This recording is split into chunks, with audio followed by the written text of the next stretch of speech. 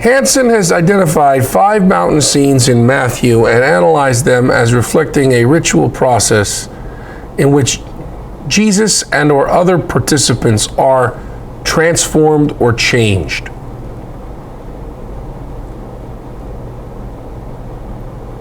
Matthew presents these 5 mountain scenes to his community as rituals to be imitated. The mountains in these scenes fit the definition of imaginary mountains.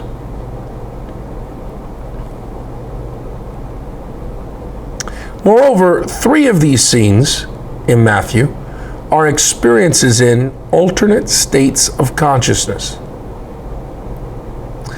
The persons in the report are on an imaginary mountain in alternate reality.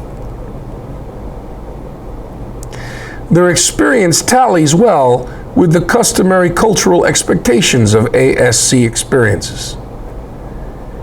Adding the ASC dimension to these 3 scenes strengthens Hanson's proposal that in each instance, disciples are directed to imitate what is presented, mimesis.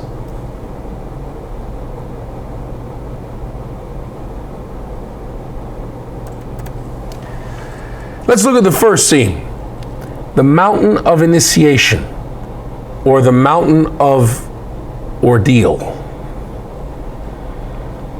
Matthew chapter 4, verses 1 to 12. Then Jesus was led by the Spirit into the desert to be tempted by the devil, to be put to the test by the devil. He fasted for 40 days and 40 nights, and afterwards he was hungry.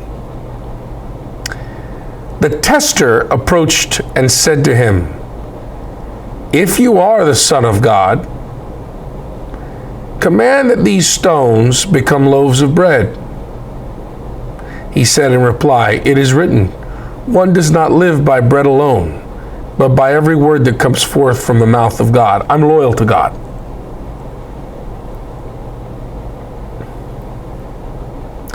Then the devil took him to the holy city and made him stand on the parapet of the temple. Wow, so he was in the wilderness, now he's at the temple.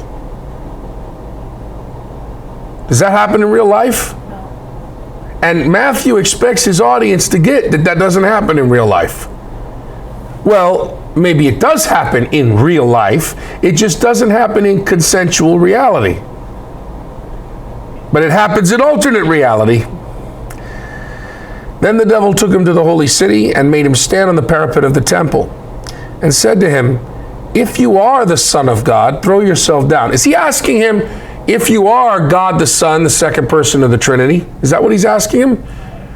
He's asking him, if you are the true Israelite, if you are truly Israel, because that's what Son of God means in Matthew, if you are truly a holy man,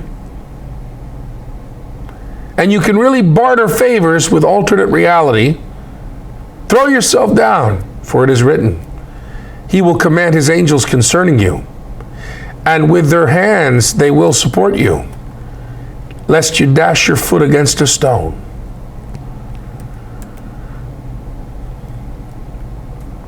Jesus answered him, "Again it is written, you shall not put the Lord your God to the test."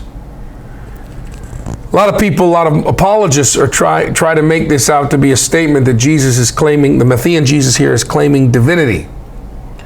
You don't put me to the test, Satan.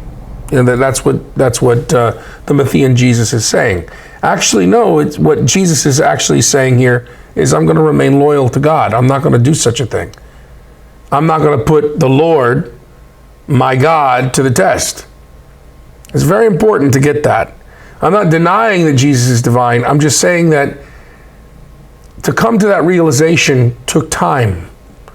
To come to the understanding of God as triune took time. The Holy Spirit's guidance. And to try to proof text that back into Matthew is dishonest. Moving right along.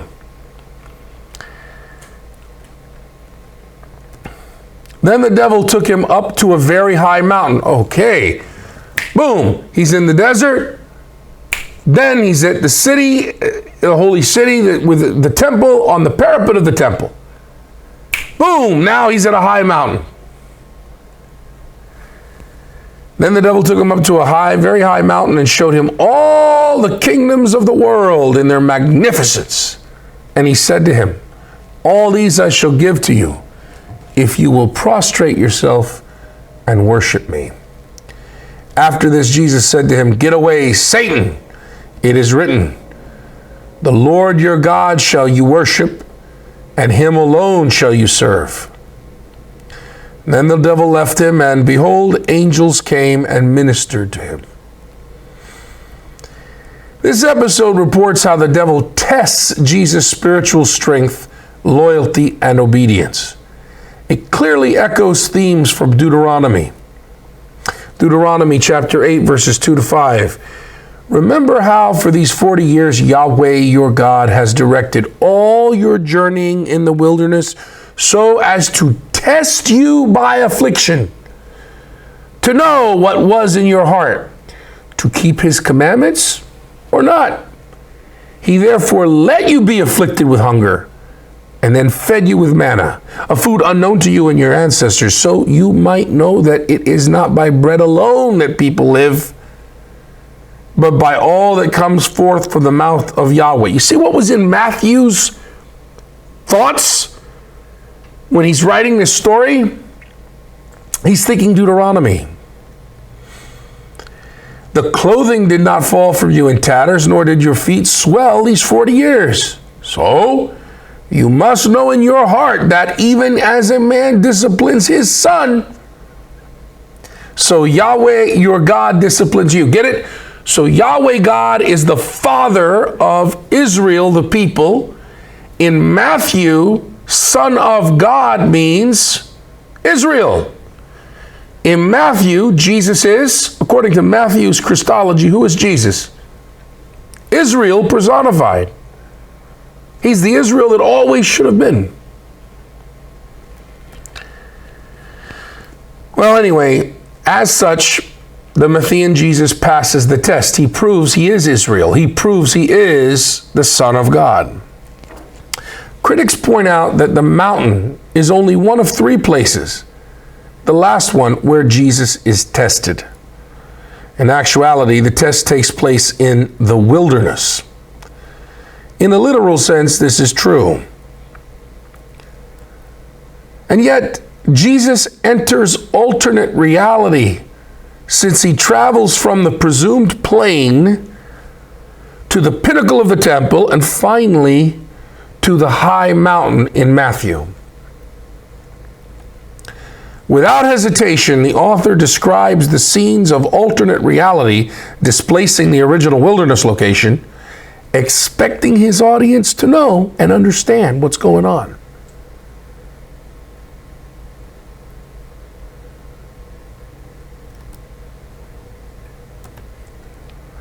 What about the disciples?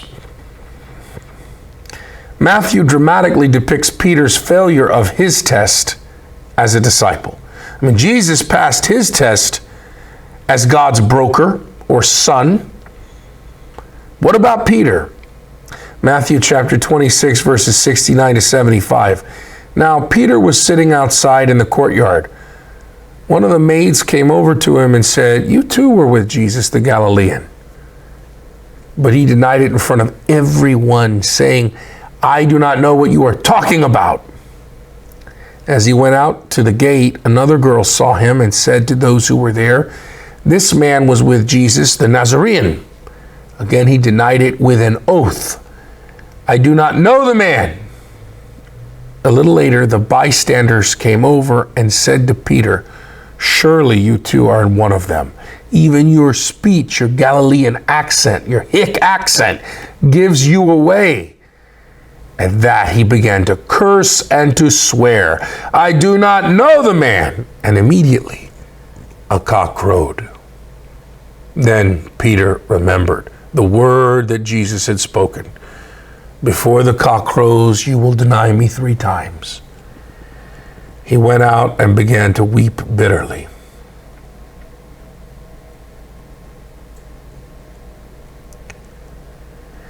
Although often misunderstood, this story is not really about the impressive lies Peter tells. Lying, after all, is an accepted strategy in this Middle Eastern culture for preserving honor and avoiding trouble. The story rather highlights Peter's failure to remain loyal to Jesus, particularly after two very loud and quite public boasts that he would be loyal, even unto his death if necessary. Matthew 26, verse 33, the first very loud and quite public boast. Peter said to him in reply, though all may have their loyalty in you shaken, mine will never die. And the second very loud and very public boast, verse 35, Peter said to him, even though I should have to die with you, I will not deny you. And all the disciples spoke likewise.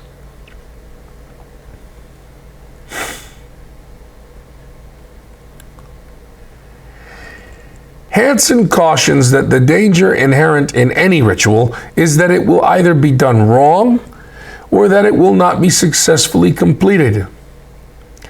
Small wonder that Jesus would teach followers to pray, lead us not into the test, the trial by ordeal, temptation. Matthew chapter 6, verse 13.